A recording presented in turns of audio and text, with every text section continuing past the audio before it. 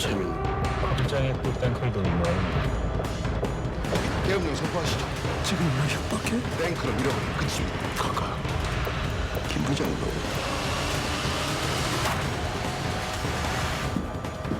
가까하게 시키는 게 사는 길이라고 믿고 있으니까 도시락 하나. 가깝게 모습 빌어. 미국 애들이 Park is finished. things will change. Make sure of it.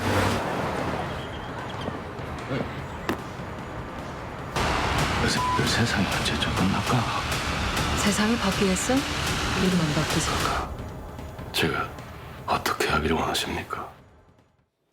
네, 금요일 영화 이야기 나누는 시간입니다. 좀 쉬어가죠. 오늘도 김현민 영화 저널리스트 나오셨습니다. 어서 오십시오. 안녕하세요. 네. 자, 오늘 남산의 부장들 네. 지금 화제의 영화입니다. 박스오피스 1위. 네. 네, 설 연휴 지나면서 네, 어떤 영화입니까? 역시 설 연휴에 승자는 예측한 대로 남산의 부장들이 차지했는데요. 벌써 374만 명이 이 영화를 보고 갔고요. 일단 코미디 영화는 아니군요. 네, 묵직한 영화일 거라고 예상하실 것 같은데 네. 개봉 이후 예매율 면에서도 단 한 번도 1위를 내준 적이 없어서 장기 흥행할 것으로 예상되는 영화입니다. 근데 설 연휴 기간에는 보통 코미디 영화가 강세를 보였는데 네. 2위가 권상우 씨 주연의 히트맨이라는 영화인데요. 이 영화가 의외로 180만 명을 모으는 아무도 예측하지 못했던 지금 성공을 보이고 있는데 그래도 사실은 적수가 없는 그런 상황입니다. 히트맨 같은 경우에 권상우 씨는 이제 코믹 액션으로는 거의 자리를 잡았다 이렇게 봐도 네, 되겠네요. 뭐 한국의 뭐 성룡이 되시려고 하시나 봐요. 네. 자, 남산의 부장들 지금 이게 소재가 사실은 굉장히 민감한 소재일 수 있습니다. 네. 박정희 전 대통령 암살 사건 12.6 사태 이 부분을 소재로 삼았는데 이름들은 다 가병으로 썼더라고요. 네, 아무래도 그 법적으로 소송을 피하기 위해서이고 또 영화적인 상상력을 발휘한 부분이 있기 때문에 이거 자체를 완벽하게 뭐 팩트라고 할 수는 없으니까요. 그리고 저는 이 영화가 그 민감한 사안을 어떻게 돌파해 나갈까 궁금했는데 네. 영화가 하나의 질문을 던지면서 시작을 합니다. 왜 그는 그때 총을 쐈는가? 네, 그 인물의 내면에 충실히 따라가는 영화고요. 그렇기 때문에 이 영화는 이 김규평이라는 인물을 네. 너무 편들지도 못하고 그렇다고 악마화할 수도 없고 관객과 심리전을 벌이면서 적당한 거리두기를 하면서 객관적으로 흘러가는 그런 방향을 취하고 있습니다. 지금 감독이 우민호 감독입니다. 네. 내부자들 만들었던 감독이고 굉장히 히트했고 인정받았는데 마야광, 송강호 씨 주연 마야광 네. 개봉했다가 좀 반응이 별로 좋지 않았어요. 반응이 많이 좋지 않았죠. 네. 왜냐하면 국민 배우를 함께 송강호 씨와 함께 영화를 찍었고 또 그때 총 제작비가 165억 원이었어요. 돈도 많이 대작이었는데 들어갔던 완전히 흥행이 참패한 수준이었는데요. 오히려 이 우민호 감독은 내부자들의 성공보다 마야광의 실패가 지금 이 새로운 신작을 만드는데 동력이 됐다고 하더라고요. 이번에는 지금까지 우민호 감독의 색깔과는 조금 달라요. 네. 지금까지 우민호 감독의 영화는 굉장히 강렬하고 뜨거웠다면 이번에는 건조하고 객관적이고 좀 차분한 아하. 네, 그런 톤의 영화가 됐습니다. 알겠습니다. 영화 만든 우민호 감독 인터뷰가 있더군요. 먼저 한번 들어보시겠습니다. 그 사건이 왜 일어났는지에 되게 집중을 한 것 같아요. 그리고 그 사건이 왜 일어났는지에 집중을 한 거를 뭔가 되게 어떤 거시적으로 이렇게 장황하게 보여주기보다는 그 인물의 어떤 내면과 심리를 따라가면서 보여주려고 노력했던 것 같아요. 제가 이래서 11.6이 일어난 거야 라고 어떤 방점을 찍는 태도는 자제하고 그 판단은 관객이 좀 했으면 좋겠다는 식으로 영화를 만든 것 같아요. 네, 남산의 부장들 중년 분들은 이 제목이 아마 기억이 나실 거예요. 사실 이게 연재됐던 소설 제목이었지 않습니까? 네, 동아일보에서. 네. 소설하고 영화하고 좀 달라진 게 있나요? 사실 소설 자체는 상당히 방대한 내용이죠. 18년 동안 중앙정보부의 역사를 담았던 책이고요.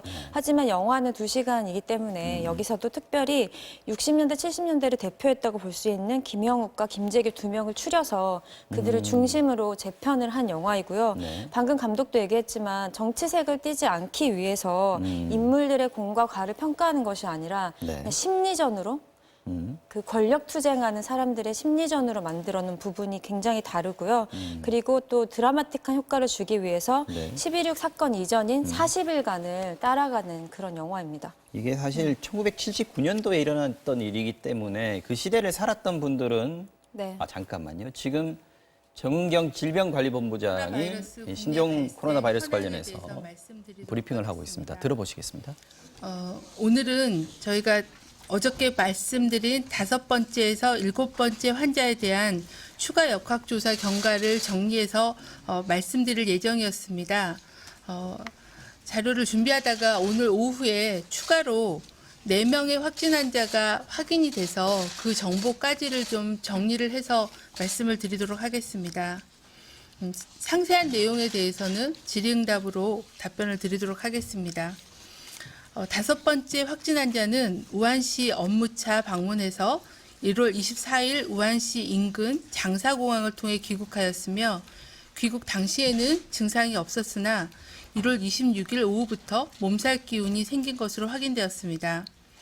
현재까지 가족 등 접촉자 10명이 확인되어 자가 격리 후에 심층 조사를 시행한 결과 접촉자 중에 1명 지인께서 검사 양성으로 오늘 오후에 확인이 돼서 현재 조사가 진행 중에 있습니다. 6번째 환자는 55세 남자 환자로서 3번 확진 환자와 1월 22일 한일관에서 함께 저녁 식사를 하셨으며 1월 26일 세 번째 확진 환자의 접촉자로 분류되어 능동 감시를 실시하고 있었습니다. 이후 역학조사 과정에서 세 번째 환자의 증상 발현 시간이 저녁 7시에서 오후 1시로 변경됨에 따라서 관할 보건소가 접촉자를 관리하는 과정에 신종 코로나 바이러스 검사를 실시하게 되었고 어제 확진이 되었습니다. 6번 환자의 접촉자는 현재까지 조사 결과 8명이 확인이 되었고 자가 격리 후에 심층 조사를 시행한 결과 가족 2명에서 검사 양성으로 추가 확인이 되었고 현재 조사가 진행 중에 있습니다. 7번째 환자는 중국 우한에서 청도를 거쳐 1월 23일 인천공항으로 귀국하였으며 1월 26일부터 기침 등의 증상이 있었던 것으로 확인되었습니다. 현재까지 역학조사한 결과 가족 등 밀접 접촉자가 2명이 확인되었고 자가격리가 되었습니다. 추가적인 이동 경로와 접촉자에 대해서는 계속 조사가 진행 중에 있습니다. 또한 8번째 환자에 대해서 말씀을 드리겠습니다. 중국 우한에서 청도를 거쳐 1월 23일 인천공항으로 귀국한 62세 여성을 오늘 오후 8번째 확진 환자로 확인을 하였습니다. 해당 환자는 현재 국가지정 입원치료병상에 격리되었으며 현재 즉각대응팀이 나가서 추가 조사를 진행할 예정으로 조사가 이루어지는 대로 결과를 정리하여 공개하도록 하겠습니다. 세계보건기구는 현지 시각 1월 30일 국제보건규약 긴급위원회를 개최하여 국제보건위기 상황을 선포하였습니다. WHO는 국제적으로 조직화된 노력이 필요함을 강조하면서 정기적인 정보 공유 및 연구를 통해 감염원을 파악하고 잠재적인 사람 간 전파력을 파악하고 또 유입 사례 대응 및 치료제 개발 등을 위한 노력에 참여할 것을 촉구하였습니다. 질병관리본부는 이에 따라 금일 오전에 위험평가 회의를 개최하고 아직까지는 우리나라는 지역사회 유행이 확산된 상황은 아니어서 감염병 위기경보는 현행의 경계 단계를 유지하지만 지역사회 감염 사례가 증가함에 따라 확산 방지 대책을 강화하기로 하였습니다. 네, 지금까지 질병관리본부 정은경 본부장의 브리핑 내용을 들어봤습니다. 핵심 내용을 잠깐 짚고 영화 얘기 다시 해볼게요. 자, 오늘까지 나왔던 확진 환자가 7명이었습니다. 그런데 오늘 추가로 4명이 더 확진 환자로 드러났다라고 발표를 했는데 그 4명이 누구냐면 8번째 확진 환자로 분류된 분은 중국에서 들어온 62세 여성이고 이분은 추가 관리를 하고 있고 격리를 하고 있다라고 얘기를 했고 나머지 3명 중에서 1명은 5번째 확진 환자의 접촉자 10명 가운데 1명으로 드러났고요.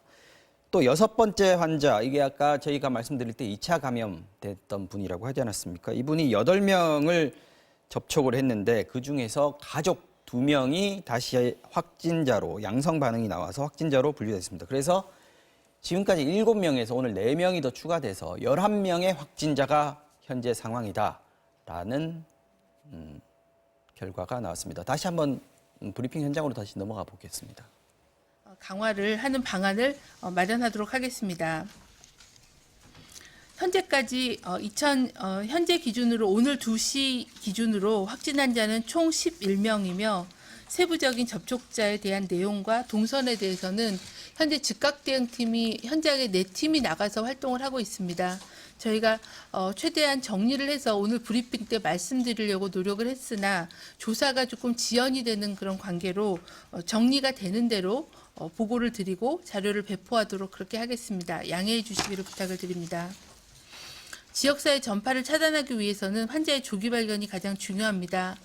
특히 최근 14일 이내에 중국을 여행한 경우 가급적 외부 활동을 자제하고 손 씻기 및 기침 예절을 준수하는 등 개인위생을 준수해 주시길 바랍니다.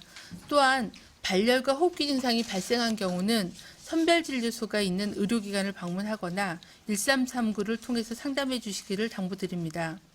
의료기관에서는 중국 여행력이 있는 환자들의 조기 발견을 위해서 DUR 등을 통한 내원 환자의 해외 여행력 확인을 철저히 해주실 것을 다시 한번 강조드립니다. 국민들께서도 호흡기 감염병의 전파 차단을 위해서 손 씻기와 기침 예절 준수 등 일상생활에서의 감염병 예방 수칙 당부를 부탁을 드립니다. 이상.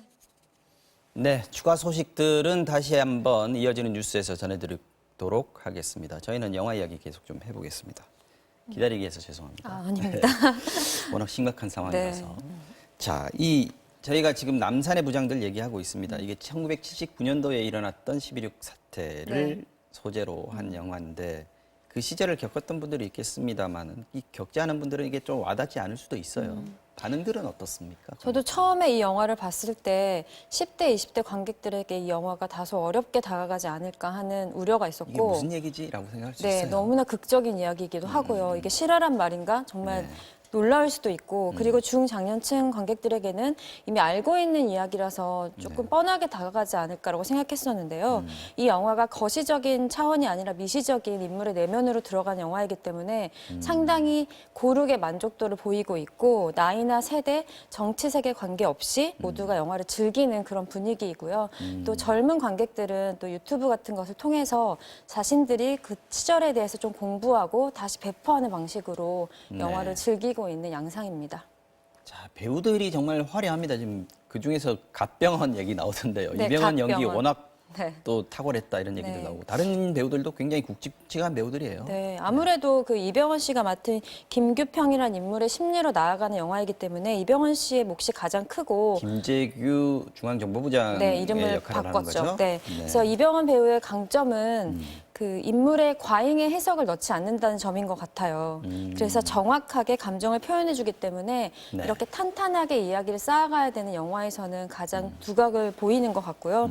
또 미세한 얼굴 근육 같은 움직임을 통해서 인물의 심리를 따라가고 있고 또 이 영화에서 박통으로 나오는 이성민 씨나 또 곽도원, 이희준, 뭐 경호실장으로 나오는 이런 분들과 1대1로 붙는 장면들이 있는데 그때마다 팽팽하게 장력을 유지해주는 그런 집중력을 보이고 또 거의 땀방울이 눈물방울로 변하는 듯한 압도적인 명장면도 남긴 영화입니다. 네. 그렇군요.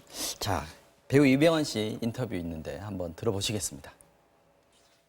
이렇게 실제 사건을 기반으로 하고 또 실제 존재했던 어떤 인물들을 연기를 할 때에는 개인적인 어떤 생각이라든가 또 어떤 감정을 내가 더 내 마음대로 더 증폭시키거나 혹은 감소시키거나 혹은 애드립을 한다든가 이런 것들은 저는 반드시 피해야 한다고 생각을 했어요.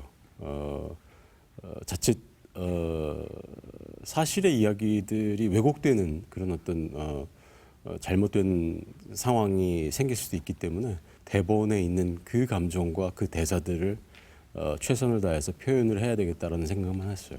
자, 이병헌 배우가 이 우민호 감독하고는 두 번째 영화입니다. 내부자들 때 워낙 또 네. 같이 호흡을 맞춰봤었는데요.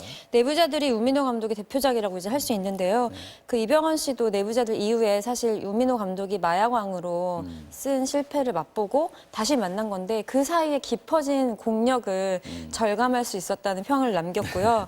우민호 감독은 뭐 이병헌 배우는 신이 준 선물이다라는 다소 과장돼 보이지만 진심이라고 합니다. 네, 네. 이런 표현을 썼는데 이병헌 씨가 이 영화를 하지 않았다면 성립이 불가능했다. 그래서 원작을 처음에 판권을 구입할 때부터 이병헌이다 무조건 캐스팅은 이런 마음으로 달려들었던 작품입니다. 네.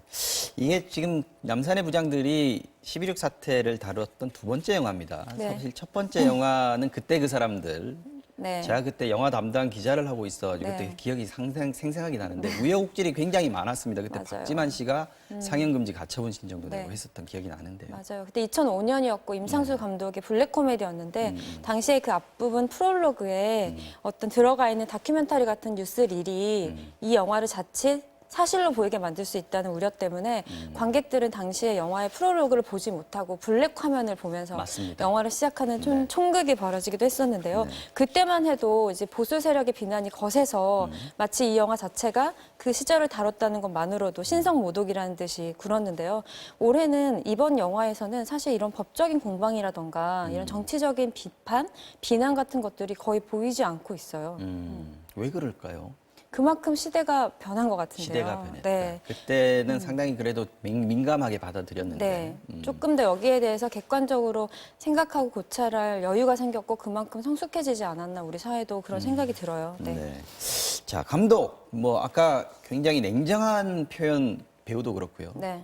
드라이하게 만들었다라고 볼 수 있을 것 같은데 이 영화를 통해서 감독이 하고 싶었던 얘기는 뭐였을까요? 감독은 보다 보편적인 이야기를 하고 싶었던 것 같아요. 보편적인 꼭 이야기. 권력의 뭐 중심에 서 있는 정치권 이야기가 아니라 우리 사회에서 살아가는 사람들, 특히 뭐 작게는 직장에서도 권력 투쟁을 위한 일들은 계속되고 있잖아요. 조금 더 우리가 가깝게 다가갈 수 있도록 사람의 이야기로 풀어간 것 같고요. 네. 그리고 이 영화를 본 젊은 세대들이 그 과거에 우리의 역사를 다시 찾아보고 있다는 점에서 과거와 현재 그리고 미래까지 이어주는 메시지를 가지고 있다고 생각합니다. 알겠습니다. 지금까지 지금 흥행 1위를 달리고 있는 남산의 부장들 영화에 대해서 이야기 나눠봤습니다. 김현민 영화 저널리스트였습니다. 고맙습니다.